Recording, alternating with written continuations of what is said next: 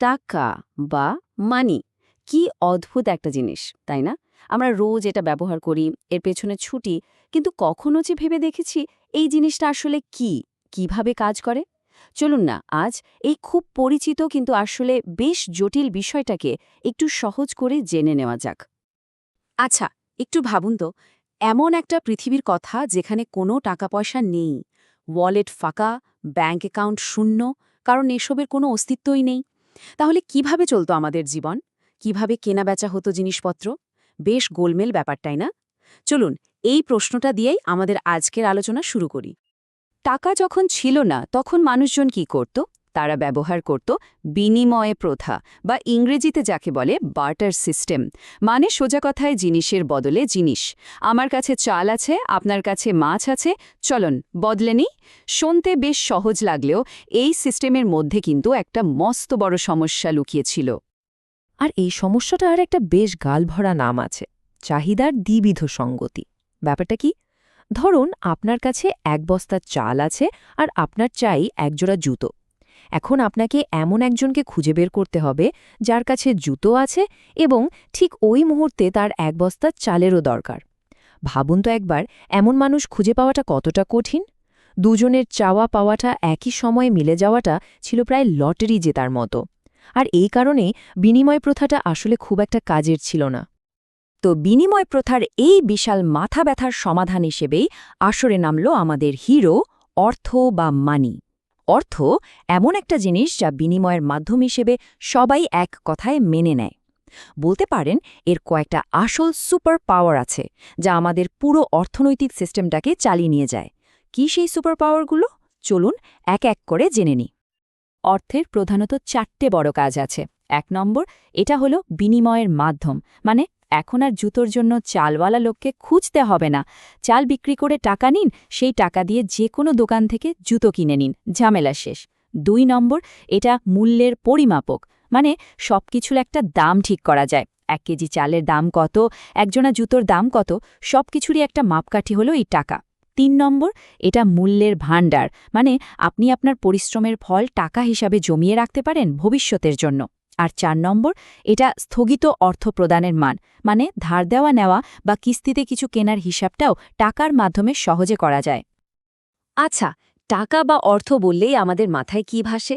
নিশ্চয়ই কিছু কাগজের নোট আর কয়েনের ছবি, তাই তো? কিন্তু ব্যাপারটা কি শুধু এটুকুর মধ্যে সীমাবদ্ধ? একদমই না। অর্থের দুনিয়াটা আসলে আরও অনেক বড়, আর এর বিভিন্ন রকম রং আছে। আমরা এখন যে টাকা ব্যবহার করি তাকে বলা হয় ফিয়াট মানি। ফিয়াট একটা লাটিন শব্দ, যার মানে হলো এইটা হোক। মানে সরকার একটা আইন করে বলেছে যে এই কাগজটাই টাকা, আর তাই আমরা সবাই এটাকে টাকা হিসাবে মেনে নিয়েছি। মজার ব্যাপার হলো এই কাগজের নোটটার কিন্তু নিজের কোনো দাম নেই। একসময় যেমন সোনার মুদ্রা বা রূপোর মুদ্রার দাম ছিল, তেমনটা নয়। এর পুরো মূল্যটাই টিকে আছে দুটো জিনিসের ওপর: 1, সরকারের আদেশ, আর 2, আমাদের সবার বিশ্বাস। এই টাকাকে আবার দুটো ভাগে ভাগ করা যেতে পারে। একটা হলো লিগ্যাল টেন্ডার বা আইনসম্মত মুদ্রা, যেমন ধরুন আমাদের দেশের নোট আর কয়েন। আপনি দোকানে গিয়ে যদি নোট দিয়ে কিছু কেনেন, দোকানদার সেটা নিতে বাধ্য, আইনত সে না বলতে পারবে না। আর একটা হলো নন লিগ্যাল টেন্ডার বা ঐচ্ছিক মুদ্রা, যেমন ধরুন একটা চেক। আপনি কাউকে চেক দিলে সে সেটা নিতেও পারে, আবার নাও নিতে পারে। এটা পুরোপুরি দুজনের বিশ্বাসের উপর নির্ভর করে। এখন একটা ইন্টারেস্টিং প্রশ্ন: একটা দেশের অর্থনীতিতে মোট কত টাকা ঘুরপাক খাচ্ছে? এই পরিমাণটা জানা কিন্তু খুব খুব জরুরি। আর অর্থনীতিবিদরা একেই বলেন অর্থের যোগান বা মানি সাপ্লাই। আর এই কঠিন হিসেবটা রাখার দায়িত্বে থাকে দেশের সেন্ট্রাল ব্যাংক, আমাদের ক্ষেত্রে রিজার্ভ ব্যাংক অফ ইন্ডিয়া বা আরবিআই। তো এই মানি সাপ্লাই মাপে কিভাবে? এর জন্য কয়েকটা ফর্মুলা আছে। তার মধ্যে একটা হলো M1, একে বলা হয় ন্যারো মানি। এর মধ্যে কি কি আছে? সোজা কথায় জনগণের পকেটে বা হাতে যে ক্যাশ টাকা আছে সেটা, আর ব্যাংকে সেভিংস বা কারেন্ট অ্যাকাউন্টে যে টাকা আছে, যা আমরা চাইলেই তুলে নিতে পারি সেটা।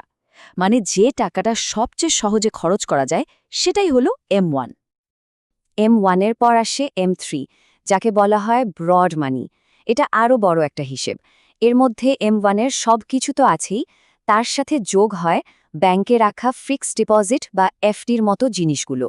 এখন দেখুন, এফডি টাকা তো আর চাইলেই সাথে সাথে তুলে খরচ করা যায় না, একটা নির্দিষ্ট সময়ের জন্য আটকা থাকে। তাই M3-কে M1-এর চেয়ে একটু কম তরল বলে ধরা হয়। এখানে একটা কথা মনে রাখা দরকার, ভারতে কিন্তু এই M3-কেই মানি সাপ্লাই মাপার জন্য সবচেয়ে বেশি গুরুত্ব দেওয়া হয়। একে দেশের মোট আর্থিক সম্পদ বা অ্যাগ্রিগেট মনিটারি রিসোর্সেসও বলা হয়। দেশের সুদের হার কি হবে, মুদ্রাস্ফীতি কোথায় যাবে, এই সব বড় বড় সিদ্ধান্ত নেওয়ার জন্য আরবিআই কিন্তু এই M3 ডেটার দিকেই তাকিয়ে থাকে।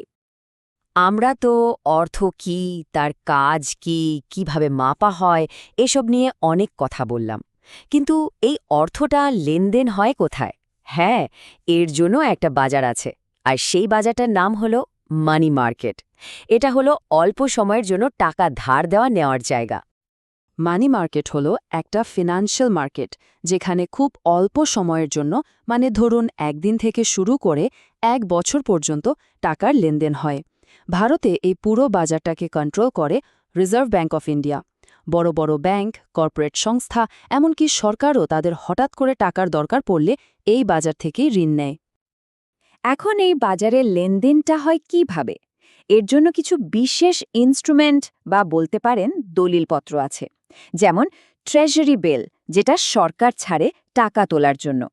আছে কমার্শিয়াল পেপার, যা বড় বড় কোম্পানিগুলো ছাড়ে। আবার আছে কল মানি, যার মাধ্যমে একটা ব্যাংক আরেকটা ব্যাংক থেকে মাত্র 1 রাতের জন্য টাকা ধার নেয়। দারুণ সব ব্যবস্থা, তাই না? তো আমরা অর্থের অতীত দেখলাম, বিনিময় প্রথা থেকে শুরু করে আজকের ফিয়াট মানি পর্যন্ত। বর্তমানটাও বুঝলাম, কিন্তু ভবিষ্যৎটা কি? আমাদের পকেটে থাকা এই কাগজের নোট বা কয়েনগুলো কি একদিন হারিয়ে যাবে? এদের জায়গা কি নিয়ে নেবে ক্রিপ্টোকারেন্সি বা সরকারের আনা ডিজিটাল রুপির মতো ডিজিটাল মুদ্রা? অর্থের এই বিবর্তন কোথায় গিয়ে থামবে? এই প্রশ্নটা আপনাদের ভাবনার জন্য রেখে গেলাম।